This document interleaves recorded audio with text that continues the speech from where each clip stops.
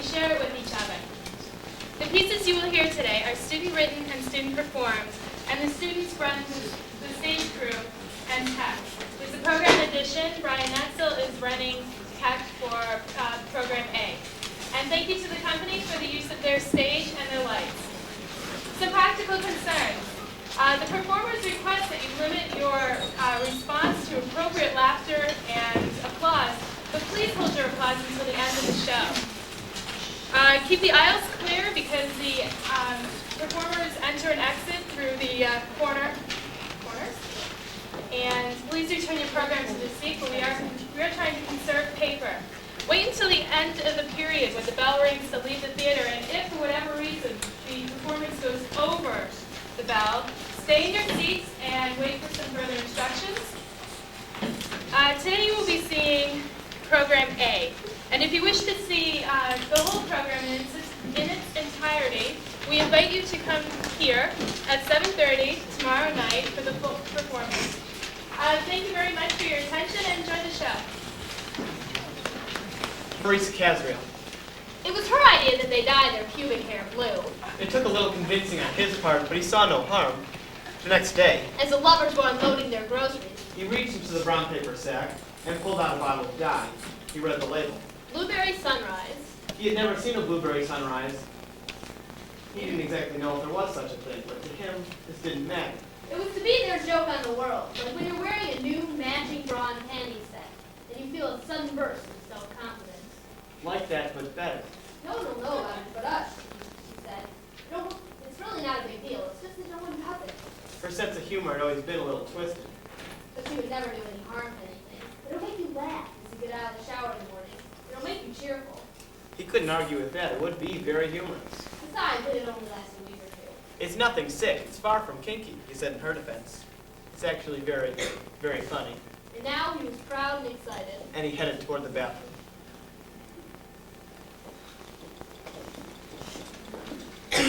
Weeping Willow by Crystal Winkler. Bending under the art of gravity, the forces of nature push, as if calling upon fate to guide, or does it pull downward, approaching a mother's gift? The sympathetic earth unfolds upon us. Touching the rough soil, you don't grow upward, but reflect, and hide your thin leaves that fall with slight wind. It is not meekness that we can reach your wings, for there are no lofty branches that scare us away. Don't let your limbs extend to where the clouds bring rain. Weep not for loss of light, but witness continual life scurry across your trunk. The ants are delighted to look upon your beauty. You grace the hand of God. Instead of overpowering height and fearful change, you are closer to the child that wishes to swing from your yellow strands, which like wax straws bend and break alone, but are stronger together. Grabbing a handful of branches, the child and tree leave the ground, free and unburdened, forgetting to weep. They laugh like a waterfall of leaves.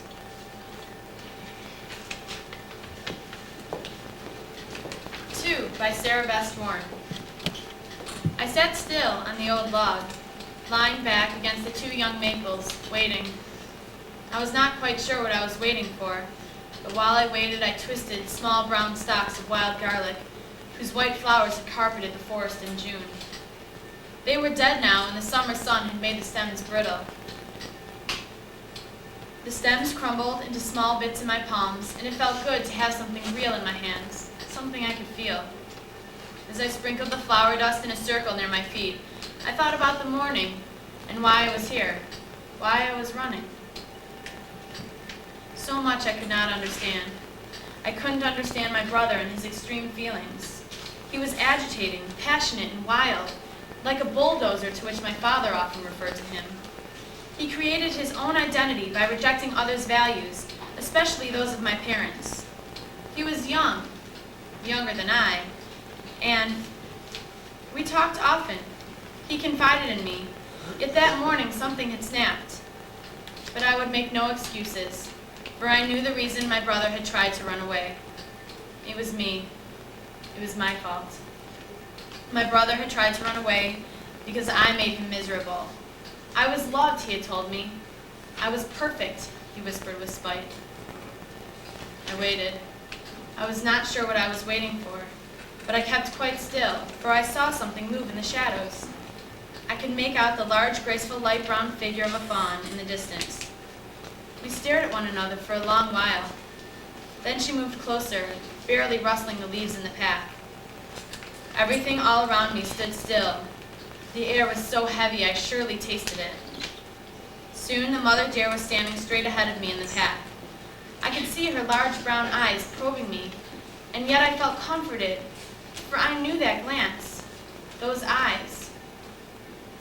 Someone looked at me like that very often. The fawn began to move. She nodded her head up and down, then waited patiently. I nodded in turn and waited expectantly. She bowed again. I could feel a hot tear roll down my flushed cheek, tracing the curve of my jaw and dropping off of my chin. The fawn leapt away, her white tail flying as a flag behind her. I still waited. Soon after, she appeared again, this time not alone. A small baby deer walked behind her, its back still flecked with the white speckles of an infant. The fawn curtsied delicately, and I in turn. The baby deer clumsily bobbed his head up and down, and another tear smarted behind my hot eyes. As I bowed back, the mother fawn approached her baby, and after a little nudge, the two flew off into the woods. The path was empty as it had been before, scattered with the dead leaves of last fall. More tears finally escaped my eyes and fled onto my cheeks. I let them drip into the parched autumn soil next to the clumped violets. The setting sun set the forest ablaze with all shades of red and orange. I felt comforted. I went back. Reflections on the Christmas season, Anonymous. The tree glimmers with lighting and ornaments. An angel is perched on top, spreading the joys of the coming Christ. Her eyes glimmer along with a cheerful smile. Her golden crown complements her pristine robe, covering her pure and unblemished skin.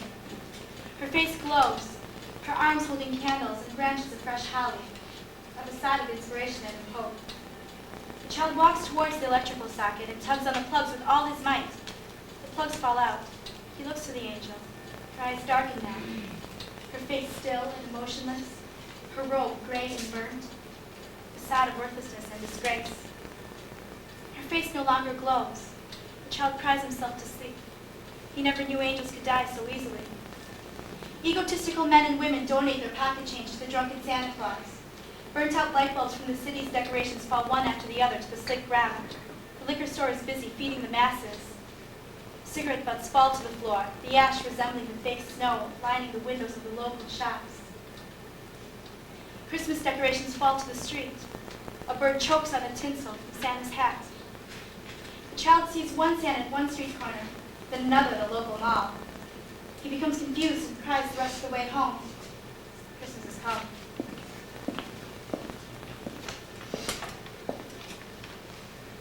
The Prizes by Josh Swedlow.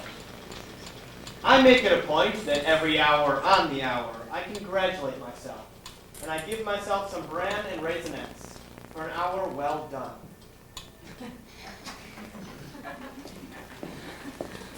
Laughing at the News by Marisa Casriel. At night, she slouches in the folding chair and listens to the band play. The rich boy is denying to the audience that he is Fortune's son as his parents watch on smiling. After the show, he loads his amplifier into his four-wheel drive vehicle and dodges potholes as he drives home. The next morning, she wakes up to the sound of construction outside her window. In a groggy moment, she calls it a good omen, but she's not sure why. Arriving at school earlier than usual, she has time to grab a Dr. Pepper from the cafeteria. She heads to her first class. Sitting in the front row, much awake, she tells her class that the novel Catcher in the Rye has changed her life. The majority of the class is not familiar with the title. The teacher tells them that they will read it next year. 6 junior girls sit together at lunch. Each has a can of Diet Pop and 4 of them have bagels. They are discussing a girl's new nose. They all have perfect teeth. In the bathroom, there is one girl washing her face. Another girl is crying. All 4 stalls are in use. There's a small line forming. 3 girls emerge from the locker room with wet hair. They feel that synchronized swimming is a waste of time. The study carol in the library reads, "This school sucks." It also says, treasure thou some place with beauty's treasure, ere it be self-killed. As the girls watch from the bleachers, the boy steps up to bat. Looking out across the field, he realizes that he will never get any further than high school home runs. He strikes out after the fourth pitch. While riding home in a friend's car, a popular song comes on the radio. Her friend knows all the words, whereas she has never heard the song before. She finds that she has lost touch with her peers. She didn't think that this would happen until she was 40. At the 7-Eleven, the girl smiles as the cashier rings her up a pack of cigarettes. This means that she can pass for 18, maybe even 21. At the 7:30 show, the audience roars with laughter while stereotypes and violence flash across the screen. She thinks about the $7 she paid to get into the movie and figures that laughing at the news would be a lot cheaper. The late movie on Channel 9 is about a rich politician's son who was killed in a car accident. She dozes off in the midst of a commercial break, and as a result, brims of toilet bowl cleanser and bottled water.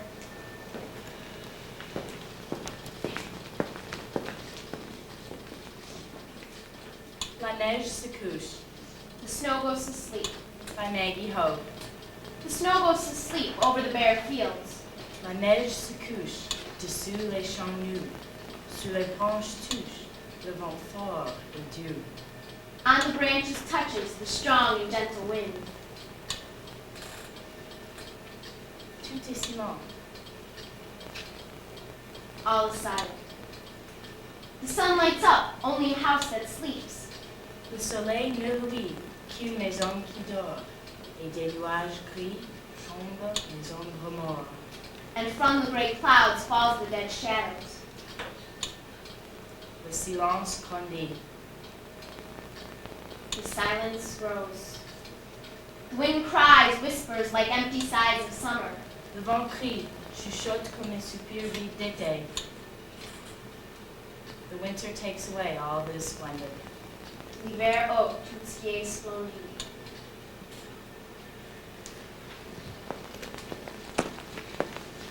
Molly by Jenna Tasky. As my dad's great Buick rolls up on the gravel, I wonder how old Mr. Beernuts will announce my name at tonight's game. The Magenta Maggots have never made it to the championship game, and old Mr. Beernuts might not see my name in it. Today is the big day, a day Dad and I dreamed of for 3 summers. I've been waiting at the end of the driveway since school got out at 3:10 this afternoon. It is now 6:30. We must be at the field at 7:15 for the big game. Dad is wearing his brown baseball pants that look 3 sizes too small, white baseball socks pulled up past the middle of his calf, and his green V-neck team shirt that says Magenta Maggots on the front. Mr. Stelp said there were no Magenta team shirts. Me and the boys could not be happier. And Coach Chadwick 00 on the back. The Pony League Championship game is always held at Miller's Field, which has lights, bleachers, and old Mr. Beernuts announcing the action. He always messes up the names every summer when Billy Jefferson's team makes it to the championship game. Mr. Beernut says, and now to bat, at 5 feet 0 inches and 145 pounds, Willie Jefferson. Billy would go mad. His face would be all red, and he would yell at old Mr. Beernut, Billy! Of course, old Mr. Beernut would not hear Billy, and that would make Billy even more angry. He then just had to hit a home run way over Miller's green and brown wire fence. One summer, the orange salamanders, who were losing to Billy's purple locusts, begged old Mr. Beernut not to even announce Billy's name. The salamanders feared old Mr. Beernut would screw it up again, and Billy would be so pissed off that the left fielder would have no chance catching Billy's ball-bashing hit. Although the purple locusts have been winning the Pony League Championship at Miller's Field since I was even born, Dad told the Magenta Maggots that he would only coach if we were determined to make it to the championship game and give the purple locusts something to worry about. And boy, did we ever. There are 18 of us, 17 boys and our secret weapon, Margaret Mikulski.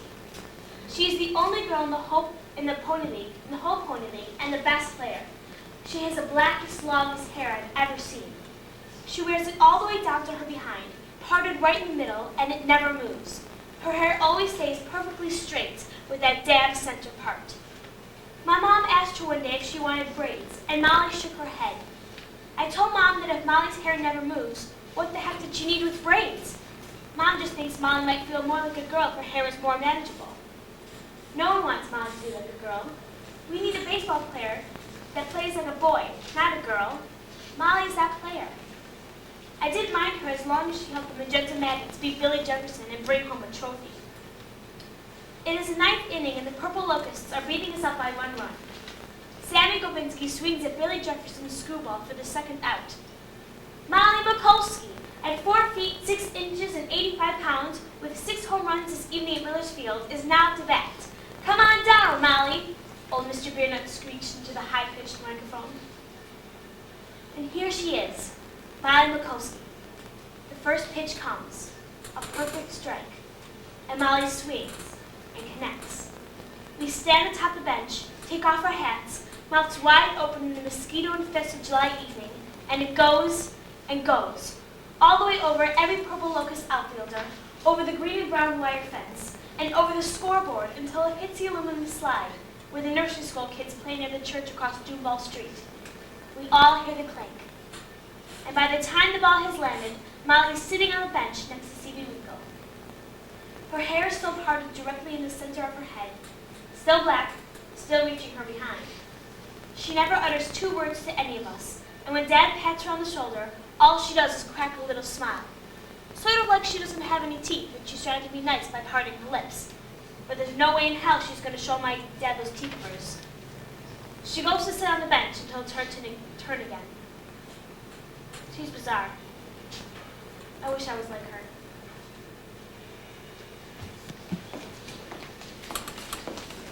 Snow White by Michelle Chapman. Picture it. You've just hauled home 20 bags of diamonds. You're tired, you're achy, and you haven't been with a girl since Alice dropped by with her little white cat. Well, that's my situation. Allow me to introduce myself. My name's Sleepy the Dwarf. I live in a small cottage in the woods. When you live in the woods, they drop your mail off once a month. This is a great inconvenience when you're attempting to get your publisher's clearinghouse sweepstakes in on time. Anyways, I live with 6 bachelors. When you find a girl cleaning a house with 7 bachelors in it, you have to expect some problems. The girl's name was Snow White. Boy, was she a doll. She had ruby ribbons tied in her dark hair. She skipped along in this pretty blue and gold and red dress. Now, normally I go for chicks who do the grunge thing, but she's pretty nonetheless. Well, that was the first time I saw her, and by the end of the month, her dainty dress transformed into a leather jacket with an ebony t-shirt that read, Death Metal Mania Rules, then turned into tie-dye rags and peace sign prints. I think she was hanging out with Dopey and the rest of the guys far too often. She'd go out late at night, cruising the forest, looking for Prince Charming, who's always ready to party. Sure, I'd like to go with, but they always seemed to leave when I was having one of my spells. A dwarf gets tired after a long day at work. I'm also a narcoleptic. I can't keep from dozing off. Well, maybe I should link up with Sleeping Beauty instead of Snow White. Come to think of it, I could use a nap right now.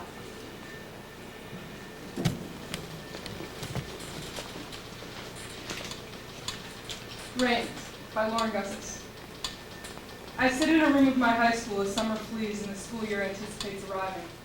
It is late August. I am intoxicated by the prospects of a summer storm. I love the rain. The wind has picked up. As I look outside, lightning illuminates the sky, which has been darkening by the minute. Suddenly I hear a crash, and all at once, the rain floods the ground like a broken dam in the sky. It floods my insides as well. I stand, moved by the storm, and exit the room silently. Nobody notices. I travel down the hallway towards the door. Standing there, I can feel the wind dancing around my arms and legs, seducing me. As I move closer to the door, I can smell the rain's sweet perfume. It lingers gently near the door and then is drawn away by the wind. It is my favorite smell. I follow it. In the empty hallway, I see a friend of mine. He too has noticed the rain. He says nothing to me, but the grin on his face and in his eyes tell me all that I need to hear. He grabs my hand and we run down the hallway, throwing off our shoes on the way. We do not care if they will be there when we return. We burst out into the storm and are immediately drenched. I let go of his hand and walk a few steps on my own. I close my eyes and let the rain fall on my face and my hair and on the back of my neck. Its rapid patter relaxes me, and soon I am unaware that there is anything around me. I know only the warm rain running up my skin, the wind tickling my arms, the enchanting rain snow, and the occasional thunderquakes which shake the ground beneath my wet, bare feet. I stand, feeling the rain as if it were blood in my veins. I open my eyes. Suddenly, there's a jagged flash of lightning and a frightening crash of thunder. Again aware that my friend is with me, I grab his hand and we scurry inside. I look at him and I laugh. We both look a wet mess. We put on our shoes and travel back down the hallway. We are breathing hard, but otherwise we are silent. I'm unpleasantly jolted to the present by the sound of a thunderclap. As I listen to the icy rain hit the roof of my house, I lament the cold weather because it prevents me from escaping the inviting embrace of the storm. I remember that only weeks ago I again rushed outside with my friend, escaping from the stress of the everyday to catch the last warm rain of autumn. I've always found time to indulge myself in the rain. But for now I'm captive, so I sit, eagerly awaiting the return of spring. As I listen to winter's droplets, they tell me bedtime stories of when I can again run through my puddles of time.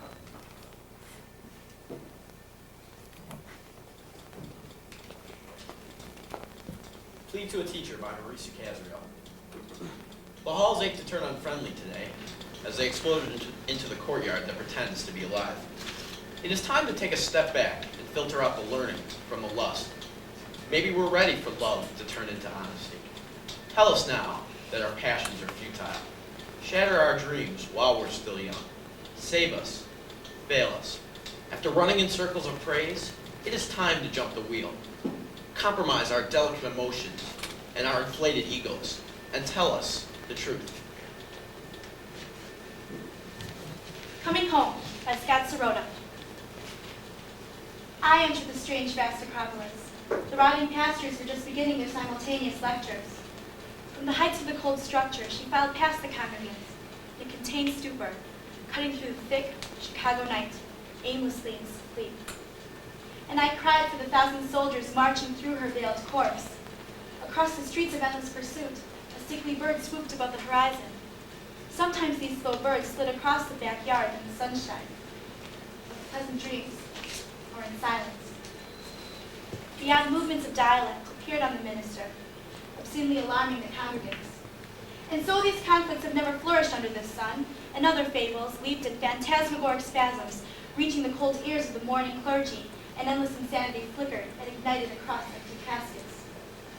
Amidst the thunder and violent storms, fast bouts of a new sickness spread through the house.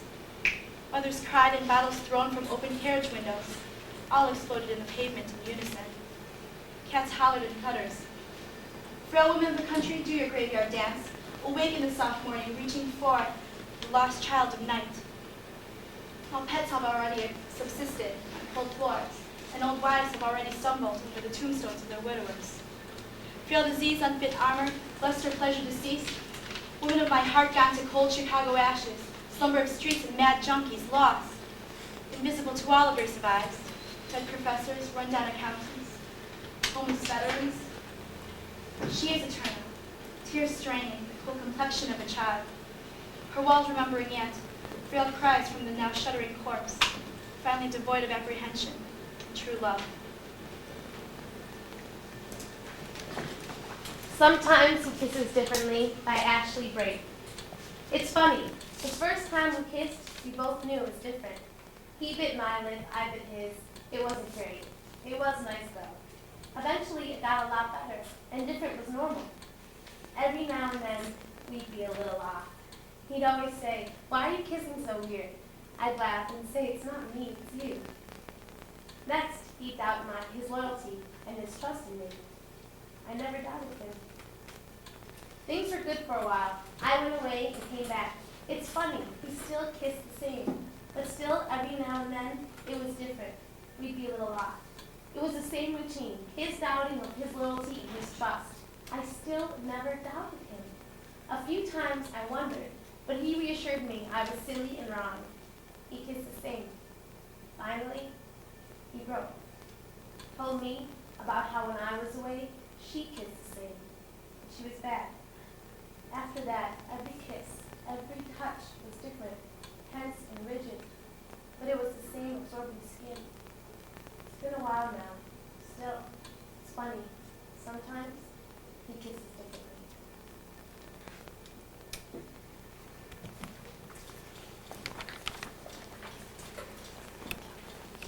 Still life. Glimpses of the frozen earth, visions By Lisa Kaplan. The buzz of traffic. Desert stillness. Crescent moon in the daytime sky. Pale blue sky, faded to a desert pastel in the dusty sunset. A cattle skull on a child's rainbow rocking chair. A still life. Rubber cement, turpentine, acrylic. Scents mingling with the curious voices in the classroom. The skull, Silently rocking or half buried. in the sand. Faces rising into the dusty twilight, evaporating in the still desert air. Lingering souls intertwined with the strong curves of the cranium. Dark-skinned man kicks up bits of cracked dirt, swaggers through the coral gate. Thin lines form in his leathery skin around his young eyes as he squints. At the cattle in the distance, Or hustles through the kitchen factory. carrying a steel platter, cussing, mumbling to himself about the cold air and glances. Worry lines form around his tough eyes. I look through my window, through a thin film of dirt at the icy road. A bus drives by. A man on a bicycle wearing a tattered jacket hurries and weaves his path across a salt-stained sidewalk.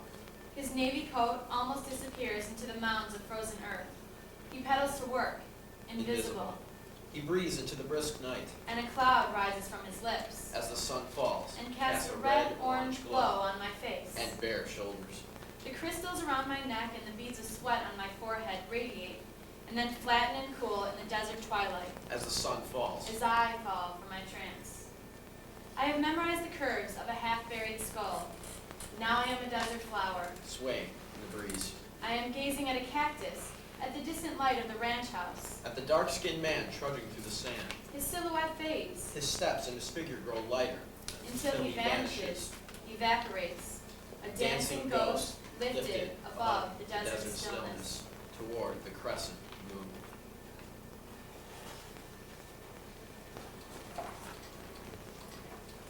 Floorboards by Sarah Durr. From the paper-thin walls, inaudible sounds of dreams emerge. I slowly get up, stepping aside to avoid the floorboard that creaks.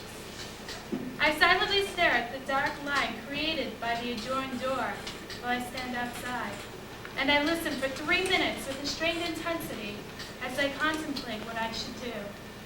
For fear of startling you awake, I stand there, and the silence becomes a loud and uncomfortable ringing in my ears. I'm sure it already woke you up.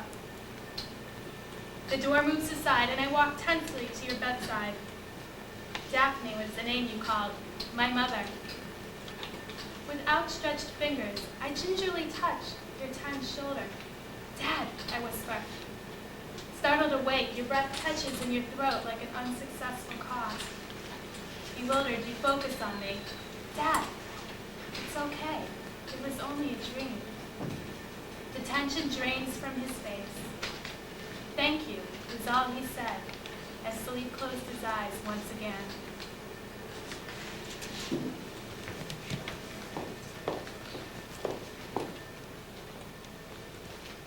What my father forgot to tell me, by Crystal Winkler. Accept what is given, preaching can wait until you learn. Only a child can understand the inner workings and progression. Watercolor drawing. Dance in the wheat field before the fall harvest. Let the stalks slap your knees. Bend and the fibers tickle your cheeks. Please don't hold the pain too tightly, for you can strangle innocence.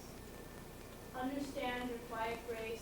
A lady doesn't reach, but extends, far beyond expectation, like the familiar press of your hand, inviting others to watch the dawn of clarity. Sing as loud as thunder, knowing that lightning cannot strike a believer, crashing beyond your ears, the sky is falling as the wind whistles. Rise, rise. Rejoice at the uncertainty. It isn't all as frightening as it seems. Take another look. The wider your eyes, the brighter the world.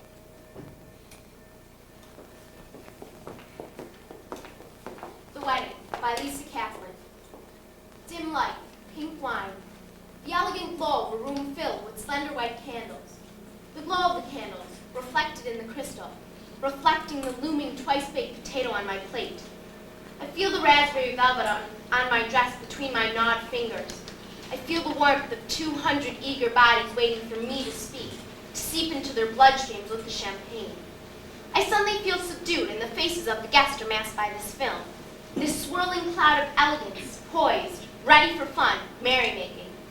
I see the timid eyes, raunchy voices, the bellowing laughter of the fat guest, the shrill hysterics of Aunt Sue, stewing, all waiting for me to sweep the ambiance from the hardwood floor like magic dust that will fall upon the heads of the anonymous gentlemen as they bring their third glass of celebration to their dry lips and become convinced that the anonymous gentlewoman sitting across the table is not so unattractive.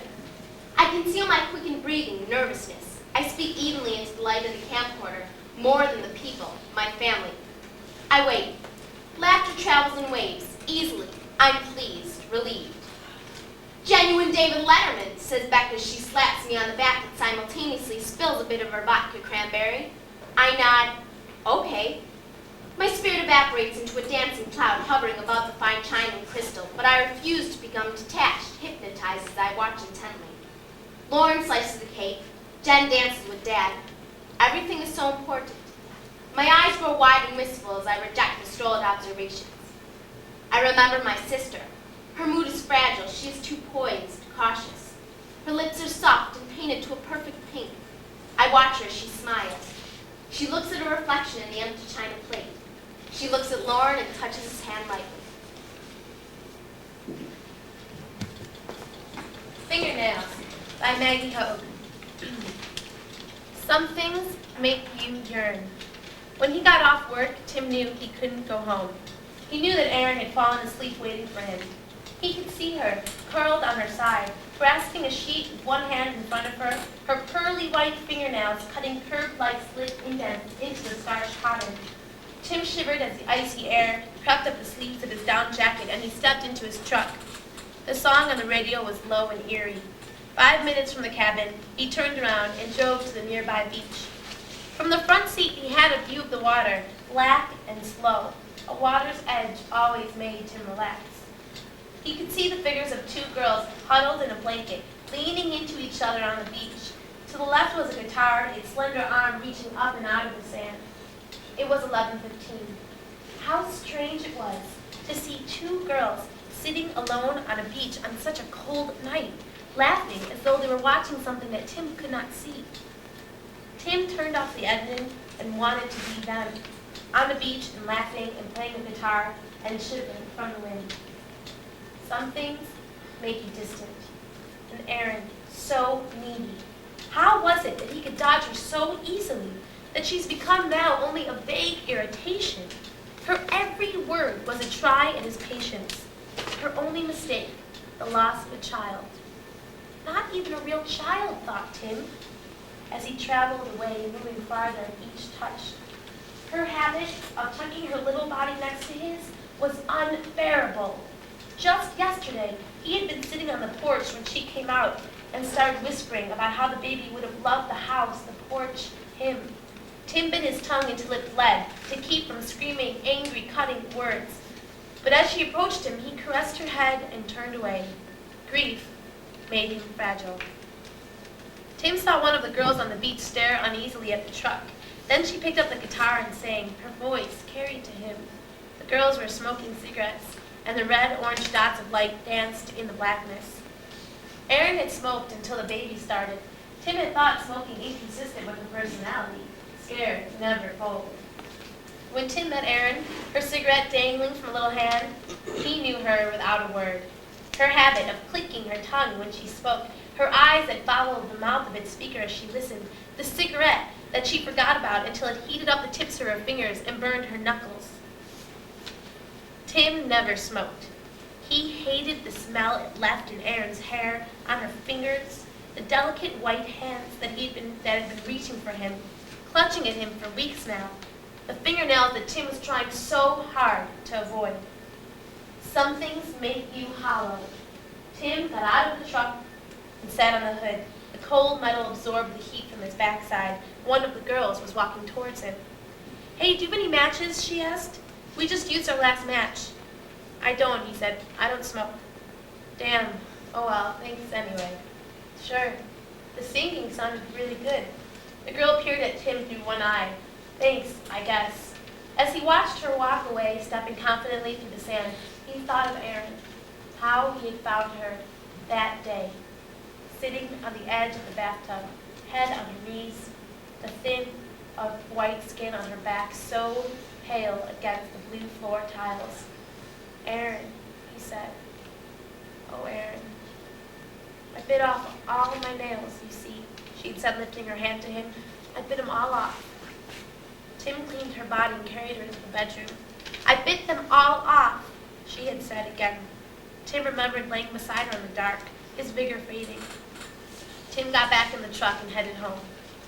At a red light, he noticed the garishly bright sign of the gas station to his left. Without knowing why, he pulled in and picked up a pack of matches. The girls on the beach were surprised. They watched him closely as they thanked him for the matchbook. Tim smiled and left, embarrassed and cold and tired and excited.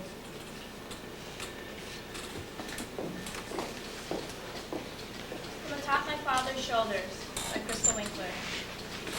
His stride quicker than the last, a glance remained still, called each new moment to its next. Not the musty brownstone of years before, a mountain hidden in clouds, limitless. The gray trees seemed silver, stretching fish bones, bleached limbs moving against the storm. You offer me the robin's egg, smooth frailty, it sings praise, bright music.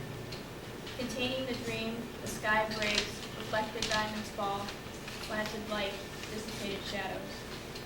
An echoed sigh vibrates after its departure, and to me, a dagger of curiosity to cut out my piece of the world.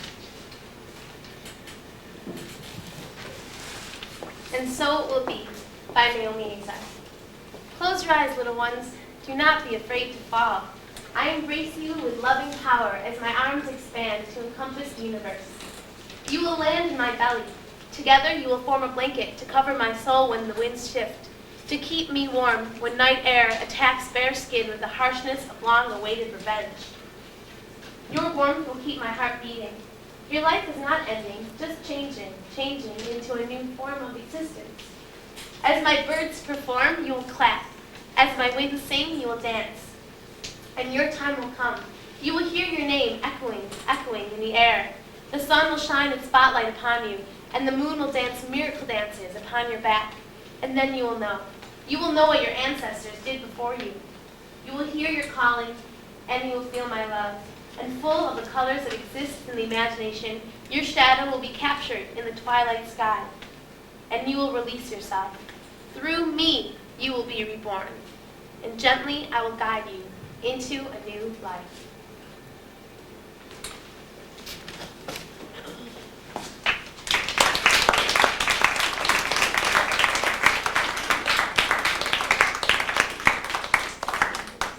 We thank you for being a wonderful audience. If you would, please leave the programs on your chair. First annual Masterpiece Theater, MBT's celebration of student writings. The pieces you will hear today are student-written, student-performed, student-coached, and student-run with stage crew and tech. Thanks to the company for the use of their lights and their set. Some practical concerns. The performers request that you limit your response to laughter and applause, and please hold your applause until the end of the performance. Keep the aisles clear because the performers will be entering and exiting through them. Please return the program to your seat when the show's over because we're trying to conserve paper. Should the performance run over the bell, please remain in your seats for instructions after the conclusion of the performance. Today you are seeing Program B. If you wish to see all of the selections, you can come tomorrow night at 7:30, and it's for free in here, and you'll have the whole show. Thanks for your attention. Sit back, relax, and enjoy the show.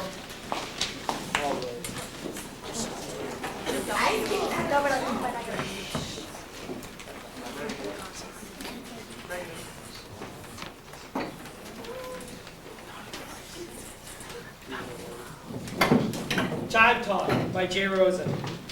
Smooth as the bat held in wisdom, the break of the air, when wisdom comes across home, the follow line delineating truth from realities. Smooth as the muscle of a thoroughbred, while she and he clear a rung, smooth with the ricochet, smooth with the rhythm pounding into the ground. Slapping each part of the earth with an infinitesimal wisdom, passed on from previous generations, yet somehow never tamed out. Smooth as his hands rolling over each key, recognizing and theorizing every sound, each note lasting an eternity. That advice of the keys anchors each emotion, speaks to everyone who pays attention to the details. Smooth as the tap of a cymbal, the beat of a chord, the shout of a voice, expression in the truest sense of the word. Smooth as my grandpa's once a year, one Sunday in May, white leather shoes, which he wears with the powder blue lucky pants when he takes me to the trash. He gives me $2 bonus money and tells me, bet on the trifecta. Smooth as some young trumpet player soloing over an arrogant basis, looking like a lamb, but roaring like a lion, telling Charles Mingus where he can stick that bow. Smooth as a Maasai warrior whose strength and tenderness are carried in the same heart, but a heart endangered by the future, gripping to the present on the edge of forgotten history. Smooth as the touch of a ballpoint pen, the comfort of a mother, the beard of a father, the sheets on a cold night at 2 a.m. When you think about all the things you wish you said that day and promise yourself you eventually will, yet somehow never do.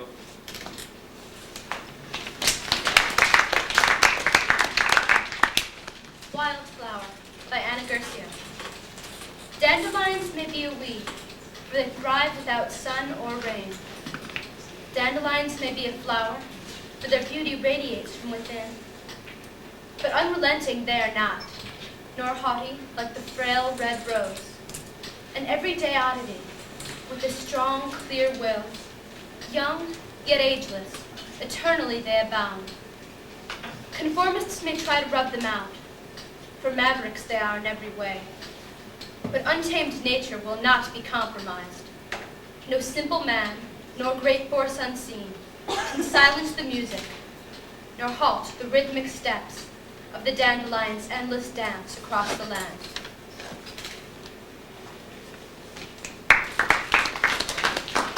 The Diary by Jenna Tatsky. November 21st, 1963. Dear Diary, in less than 24 hours, I will be the luckiest girl on this side of the Mississippi. My eyes will soon be graced with a real-life image of the most handsome, intelligent, and brave man ever to walk our humble streets of Dallas. Even Mom is excited at the Exalted One's visit. She says she's going to take away my dictionary if I don't stop using such big words like humble and exalted. She's not thinking it appropriate for me and Sally to speak so big. But this is my own personal diary, so I can write whatever I want. Tomorrow will surely be qualified as the most memorable and important day in my whole life. And big occasions call for big words. Mama bought me a new pink dress with black patent leather party shoes to match. Sally's mama bought her a yellow one. Not as pretty, but close. Sally and me have been dreaming the day Jack would come and propose marriage to me. I told Sally she could have Rob. I told her Rob was actually more handsome. I know I lied, but one must protect their man. Someday I just wish I could be Marilyn. Not so I'd be pretty, just so I could call Jack and just chat. Maybe he'd say, let's go grab a cherry Coke. 1 glass, 2 straws. I told Sally my hope, and she said I should just wish to stay myself, not Marilyn. Then Jack could call me at home, and Daddy would answer, hello? Yes, this is the Johnson residence. Yes, Molly Johnson is here. Who's calling? Jack Kennedy? Oh, yes, sir, my ravishing daughter Molly is here. How wonderful of you to call. Then Daddy would stop making fun that I've got a crush. He'd know it's the real thing. Me and Sally have tomorrow's events all planned out. The parade I've been waiting for my whole life will begin on Main Street. At 6 in the morning, we're going to go to Main Street and set up a blanket to mark off Sally and me's territory. We'll then go home for grits and be back by 8. That's enough time to lay out another plan on how Jack and I will meet me. I know that as soon as he sees me in my new dress, he's going to ask Jackie to get out of the car. He's going to want me sitting next to him. If Daddy knew all the awful thoughts I had about President Kennedy, I'd surely get a good spanking. I hope I always remember how excited I am right now. I'm sure that tomorrow will not only be the best day in my whole life, but the best day for a whole lot of people. I know I'm not the only one who loves him. This whole damn town does. Pardon my cousin. Even my daddy, a Republican. Now I will say my prayers and go to sleep. Lord knows I need to pray. A woman does need her beauty rest, especially when her Prince Charming is going to come and get her tomorrow morning. Good night, and God bless. Love, Molly.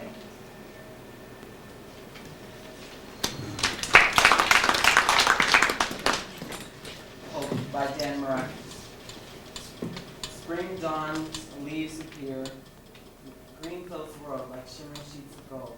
Sweet is the fragrance of life, deep in its monotonous tone. Spring sets and summer rises, the breeze warm, the forests are bronze, the joyous sun shines. The wind song is sweet as it echoes through the glowing branches.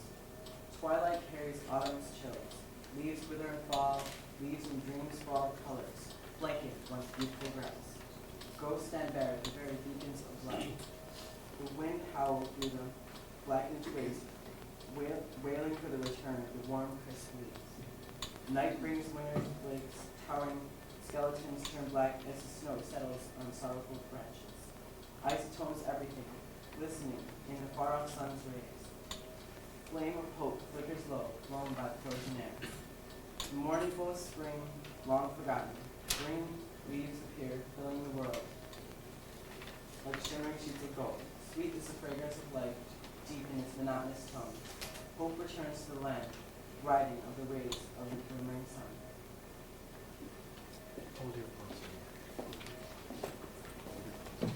Happy New Year's by Josh Swedlow. So you already had plans when I asked you, and that was fine. You were going downtown with friends to some sort of club where you would dance and sing and watch people drink and have fun. I couldn't just invite myself along with you. They don't really like me, but that's fine, because I have other plans with other friends. We probably won't sing or dance or drink, but that's okay. I don't like that stuff anyway. So we sat and talked for a while until 11:41, when I dropped them off at a party that didn't really want me, but that was fine, because I'm not much of a party guy anyway. I idled around, hoping for some reason they'd be driving and see me and stop to ask me what was wrong. And I'd answer, "What do you think is wrong?" Then they wouldn't say anything, but I would sit there waiting for an answer because I needed one. But they wouldn't answer. I would then idle off, and as much as they would try, they wouldn't be able to catch me. I parked on my favorite street, you know that street, and at midnight, I lower the seat, I start crying, I turn on my lights, I turn off my lights, and I put in "I Can Make It Through the Day," that Ray Charles song, pretending you are singing along with me. I lower the passenger seat for you, in case you show up before the end of the song. Then you would lie next to me. You would tell me that this is one of your favorite songs, and I'd say that it's one of my favorites too.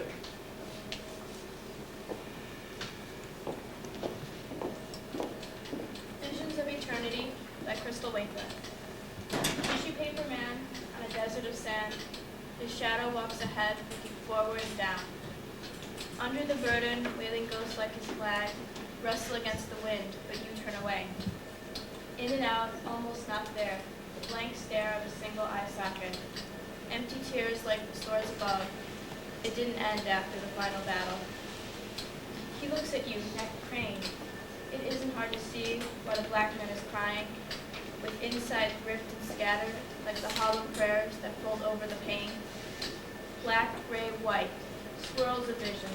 Beyond the arch, a skeleton passed through the existence of time, only to stumble upon the relics of what once was, a tissue paper man turning into sand.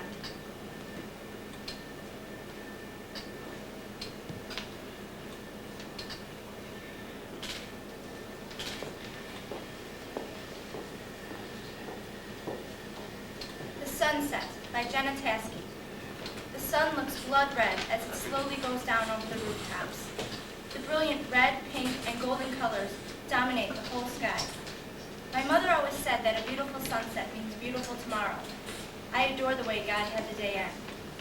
Parts of the sky are so alive. The colors look juicy, like a ripe piece of fruit, just waiting to be plucked from a cloud. The clouds are not gray, but a pale, peaceful white. They are transparent, so the sky's artwork can show through. I embrace all this. It shows that there will always, always be something greater than I.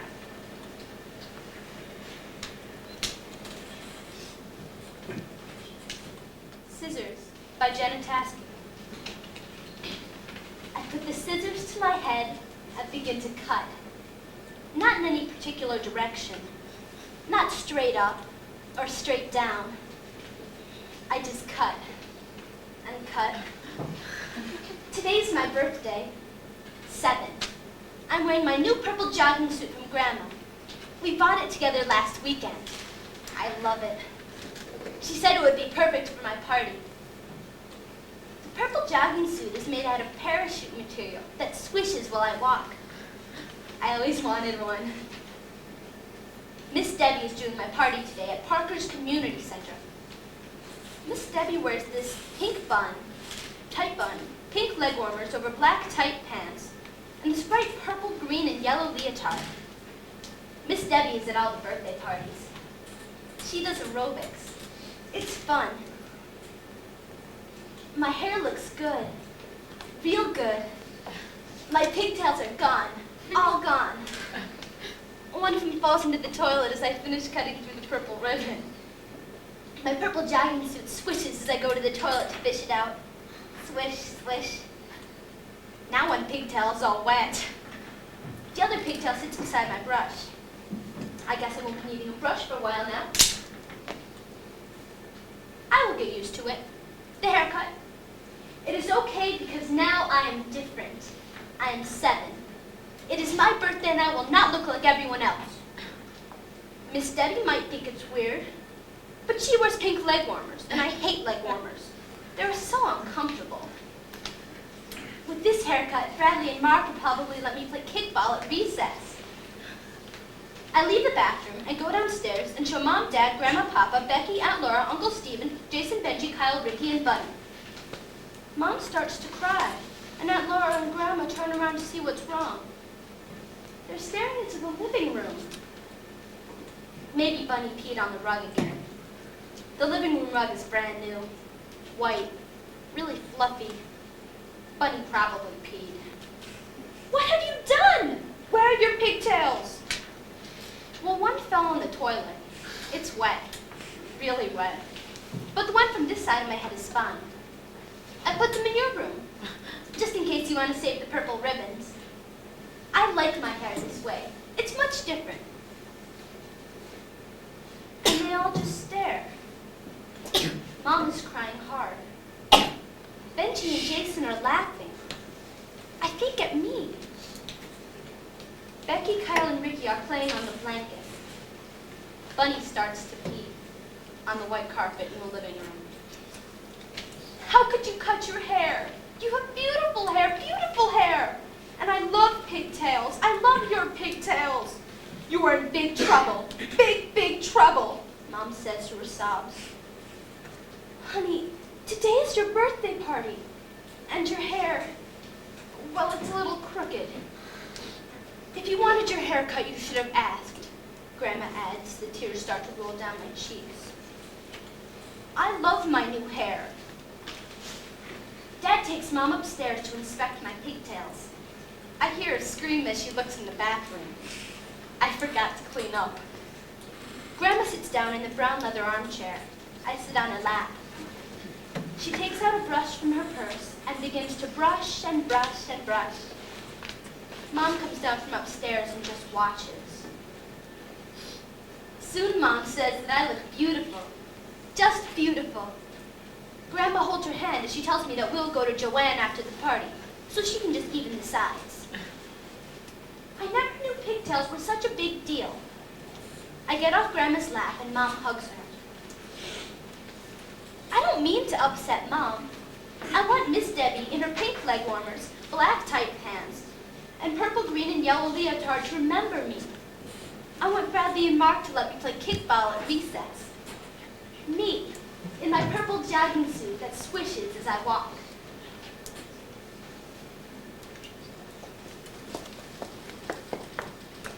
Dusk by Lisa Kaplan. I notice the shortening daylight hours of fall. I consider the time spent at school. The obstructed light reflecting off the pavement at dusk reminds me of the pale faces in dimly lit halls of the stair-air building. I don't emanate this flat gray light. I absorb it in large quantities and radiate it in a drastically different form. My pale face doesn't blend in with the other gray faces in linoleum. I realize the importance of time and inspiration. I'm alone for 14 minutes a day, round trip to and from school. Tonight I feel camaraderie with the shy rain. I absentmindedly gaze to the beads of light rain on the window, at the sad faces of the women in the van. I shift my focus to the brown drops of rain on the window. The red blur becomes green. I don't want to drive away. I steal one last stare through the mist. I see the cleaning ladies in the van through a crisp autumn haze. Their eyes are foggy and detached and waiting.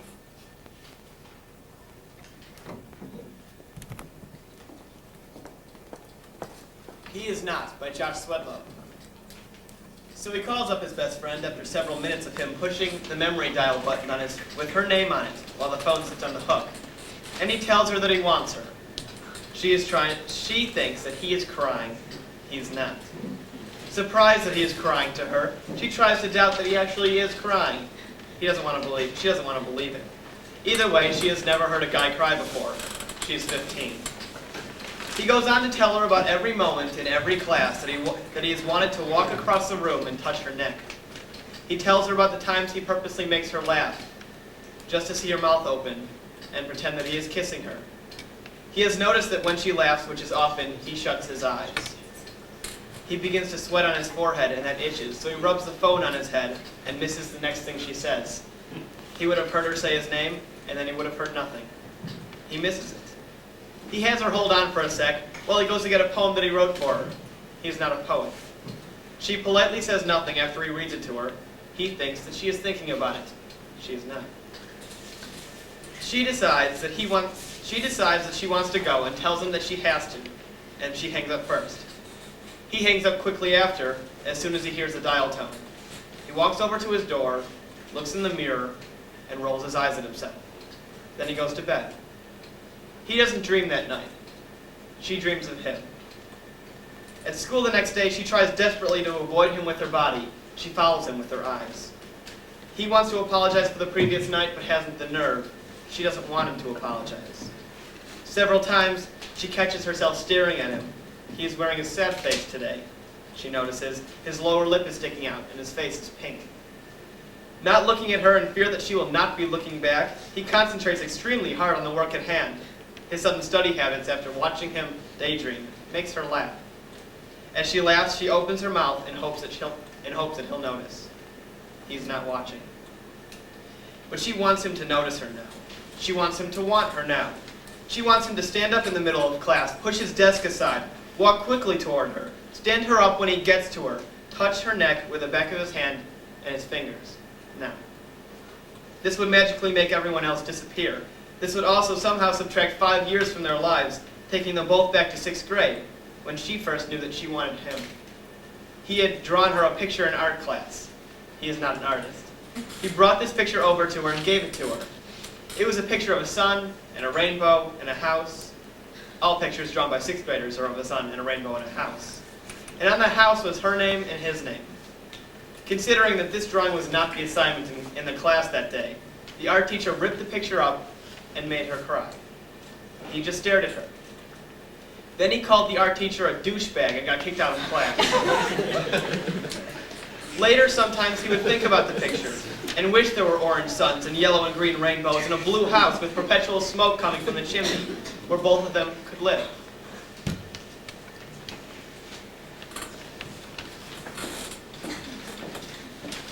Resume by J. Rosen.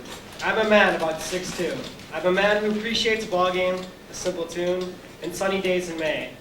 I'm a man who drives a Blazer with the windows rolled down, appreciating the company of my constant companions.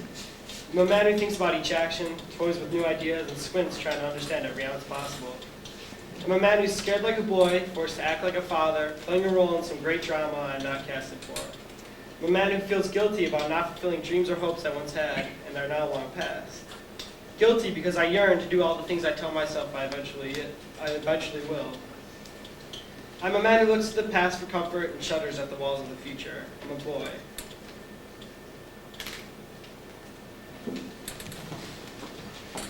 Pierre Louis liked the evening. Pierre Louis was hungry.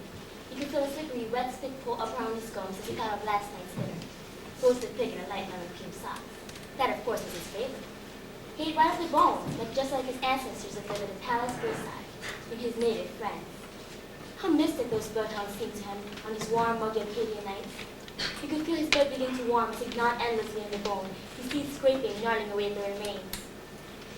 He imagined those lean hunters, running softly in the forest floor, sniffing out that sly fox, the one whose den just always seemed to remain out of reach.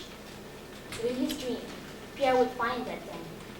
The trick was that it lay just beyond the edge of the river, cut into the dark primeval forest. They never went that far, and that was their mistake. Even legendary Martin Chance, that low-bellied, long-nosed royal purebred, never had the patience to hike that far. But Pierre was never afraid of that fox that waited in the dark forest. He was never afraid. Even the great Versailles bloodhounds knew that to chase enigmatic Renard Dunois was certain death. But Pierre would track him forever. In his dreams, if that's what it took. You see, he knew where the den lay. And no fox, even Renard Dunois, would stop him. He would be the greatest bloodhound of them all. He would lead his masters into the cut in the dark forest, a place where the imagination could lead the faint-hearted to madness, and leave even the bravest of the royal bloodhounds whimpering like scared pups. His nose tickled as the scent began to grow stronger, like an image burned into his mind. That fox, this black one, who thought he could never be captured, who thought he was the one who had the advantage, Pierre could see him sitting in his den, tearing apart a baby bunny, as the blood trickled from his worn-out fangs. The Renard Dunois would smile at him, but instead of turning tail and running back to the palace alongside his master, he would remain. He would begin to smile at the crafty fox, and the audacious look on the fox's face would disappear, and it would be replaced by a look of defeat. Now Pierre would bask in the glory of this title, Le Roi du Soleil, and it would be known throughout all the fields and forests in France that Pierre Louis ruled these lands. The memories of that alternative past rushed back into his head like the sound of paws racing across the forest floor in pursuit of the slyest fox in all of France. Pierre could see himself alone in the halls of mirrors, one dog in a world of many, a dog's dog. He would stand in that sparkling room with the white light bouncing off those clear mirrors and the brightest sparkle would cast by his golden nose. All he would be able to see then was himself, the greatest hunter of them all reflected alternately by those immaculately clear mirrors. It was never anything less than this. It was never anything less than all of it. That dirty old Acadian dog who ate leftover raggedy ham off a muggety linoleum floor had dreams that even the noblest men could hardly begin to fathom. It was his glory. The dog Pierre was in search of his glory. A noble quest for poor mud trash. Pierre was stretched out on the gummy floor on the thick Louisiana evenings, with jewels spilling from his lip to form a puddle on the floor. And he would be overcome with a regal satisfaction that only a peasant pup could feel. The only thing his dream ever was the purest, most innocent simplicity in the world. He would play out these golden fantasies in his mind as the crickets groaned on in these muggy summer nights, and those mosquitoes danced about his nose. And in his mind, those mystic, shimmering Elysian fields were watched over by the one who was once known as Pierre Louis. Bonsoir, Pierre, she said, and put across her hands.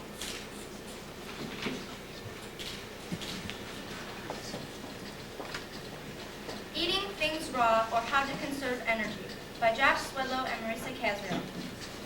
Bacon intrigues me. It began a year ago when we bought the microwave. Soon after the purchase, I was in the supermarket, and a package labeled, "Bacon, good when cooked in the microwave," caught my eye. So of course I bought it, I took it home, and I cooked it in the microwave. And the honest truth? I liked it better raw. I think that it is the juices that make raw bacon more succulent than cooked bacon. Now, bacon isn't the first product that I found tastier when unprepared. I remember watching Rocky for the first time when I was 6, and seeing him drink a frosty glass of raw eggs. I tried it and liked it, and brought a thermos to kindergarten every day. The other kids wanted me to share, but I wouldn't. It soon progressed to raw hamburgers and steaks, and I went through a short period of an obsession with sushi, which ended when it began to catch on with the yuppies. Yet all the time, I kept this to myself. No one else was allowed to try my raw entrees. But I'm older now, and I'm a better sharer. My wife and I share everything except for the microwave, which we have yet to find a use for.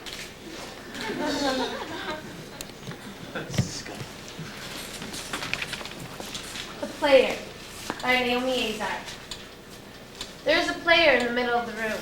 I watch him. He sits alone in a wooden chair. His guitar takes it. Far away in a desert, he wanders alone. The wind bites at his back as a blanket of night settles around him. In an ancient time, he is an Egyptian dancer. He is a woman, and all the men want to touch him as he glides in and out of musical waves. He is a lover, traveling from house to house, leaving empty women in his wake. He is a sinner, a gambler. He is a peasant, living on the streets, no food, no shelter. And he always walks alone. There is a player in the middle of the room. I watch him. He sits alone in a wooden chair, and the fools are drawn to him. The dancers mysteriously begin to dance a little closer. The couch sitters slowly slide out of their positions and slither toward him. Their bodies made of jello, their souls strong and sure. They desire a journey. They are desperate. Crawling, their bodies form a blanket over the wood floor, overlapping each other like a mob of ants, all desiring the same piece of bread. This player holds the key to another world. These people are mere skeletons of souls that once were, twisting and turning and yanking and burning, begging and aching, yearning and waking up to the truth that they are all blind. He is floating in a timeless existence of blowing winds that hold no resistance. You are all fools to think you can slow them down.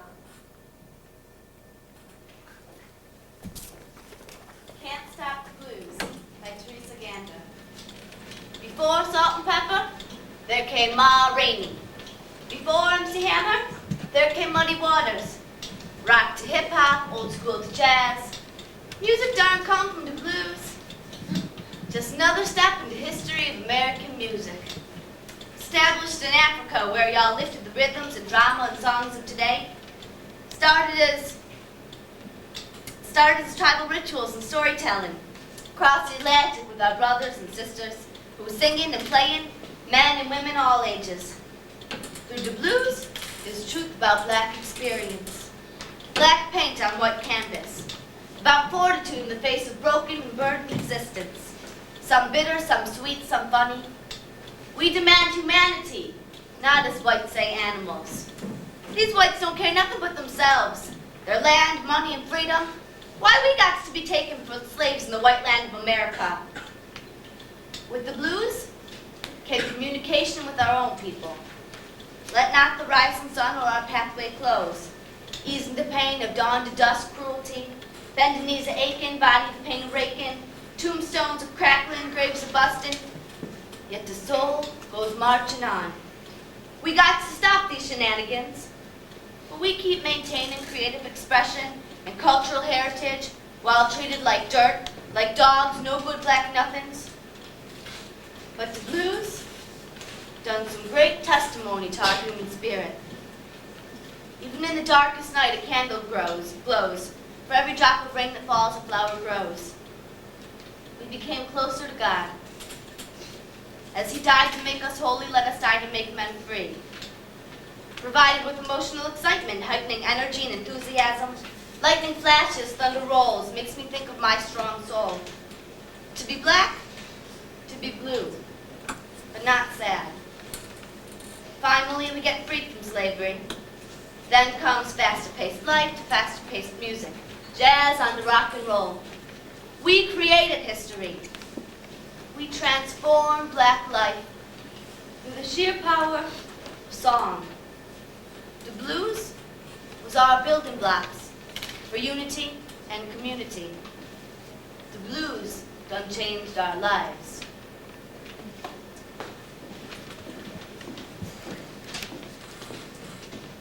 Milk by Marisa Casriel and Jock Swedlow. So I'm walking down the milk aisle of the grocery store and I look at the different types of milk. So I'm thinking to myself, what's this 2% crap? 2% of what? So I ask the lady who works behind the deli counter, I say, hey Hey, honey, what's this 2% crap? What percent of this stuff labeled milk is really milk? She told me that all of it was milk and the 2% was fat. You mean like bacon fat, I asked? And I got very excited. Look, jackass, I'm just a deli girl. Just because I'm wearing this blue and brown plaid jacket with matching tie and beret doesn't mean I know all about milk. I thought to myself. But being the deli girl, you gotta know about bacon. She glared at me. Well, am I right or am I right? She'd gotten me in a bind. Because I had nothing to say. So I quickly jumped onto her counter. Slick with fresh salami grease. And I sang a song that I had made up about bacon. I also did some sort of fancy jig. That showed her.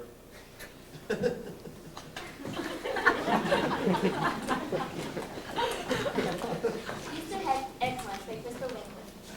In proud affection and linger behind the rest, this proud path linely green plastic grass. Is it really your eyes' possibility to witness and not judge? Rummaging through the backyard, a curve of children bend and sweep the ground, with freight basket that prick your hand. There is more difficulty in speed, in discovery than speed. Too quick, and you lose sight of living colors. Too slow, you lose the colors you set out to find. Who captured the rainbow dream? The vivid violets pressed into her paper-thin hand? That young girl in the white smock dress couldn't win. She ran with a protective hand over her pink basket. Was it really her prize? With such ease and security, she forgot to check my basket. In proud silence, I stood behind the rest. Yet I carried more. I had the most cracked eggs. Untitled by Marisa Cadwell. It's a quiet night in the dark town. The guitar is playing, but no one's around. A book's torn off cover whose guilty feelings hover on the blank title page, created in rage, is lost in my empty stare. Between cracks in the ground and the fingerprinted mirror, a train whirs by, a muffled cry brings a single tear. A man calls, but no one hears. A tree falls, but no one cares. Tonight, the world confronts their fears to see who morning will leave behind. The train's whistle blows and the song still goes. The clock ticks away as if to say, yesterday was a game you were bound to lose. The nightlight is so bright that it burns eyes, drying the tears that everyone cries, to the heartbeat rhythm of train against tide, and to the song's last note, which lingers and dies in the middle of a chord. The book falls to the floor, not in the inn anymore.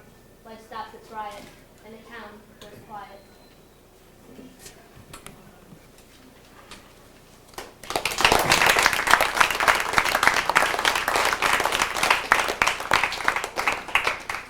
Thank you for being a wonderful